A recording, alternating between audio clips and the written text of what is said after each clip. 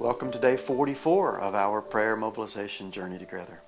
Today's passage is from John chapter 8 verses 31-32. It says this: To the Jews who had believed him, Jesus said, "If you hold to my teaching, you are really my disciples. Then you will know the truth, and the truth will set you free." We've heard those words many, many times. The truth will set you free. We've quoted it, we've said it to others. It's just a common phrase in our world, even among non-Christians.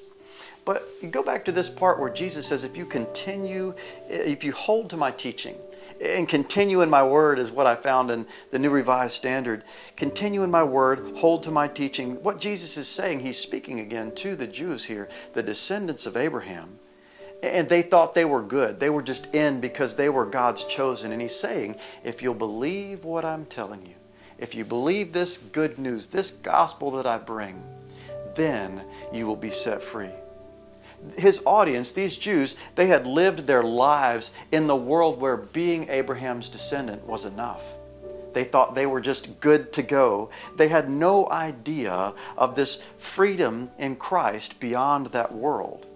It's easy to live, I think, in our knowledge and whatever we understand and know of our world. That's just our reality. It's pretty hard to imagine things beyond what we understand and see.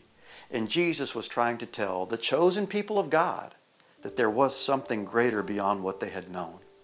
The Jews were relying on heritage and what they were born with, and Jesus was saying there's something much more important, what you do now, and freedom comes in that.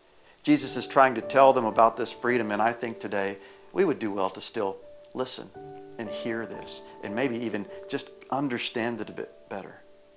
When you start to get wrapped up in the world as you see it, as you understand it, pressures of the world, the demands of life, judging others, everything we know and understand full well, we can get anxious, we can get trapped.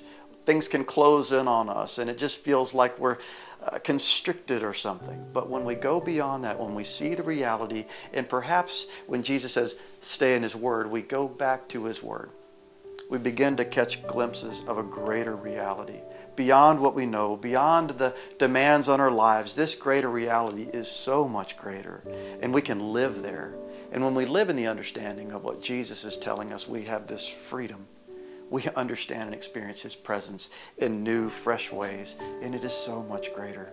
Today, trust the word that Jesus has shared. Trust his gospel, believe what he has proclaimed, and live in the blessed freedom that comes with that understanding.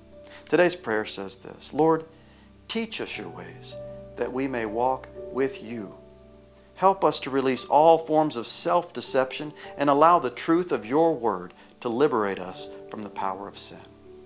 I would even go on and say, Lord, allow the truth of your word to liberate us from our limited minds and understanding what we see right in front of us, that we can live into your freedom.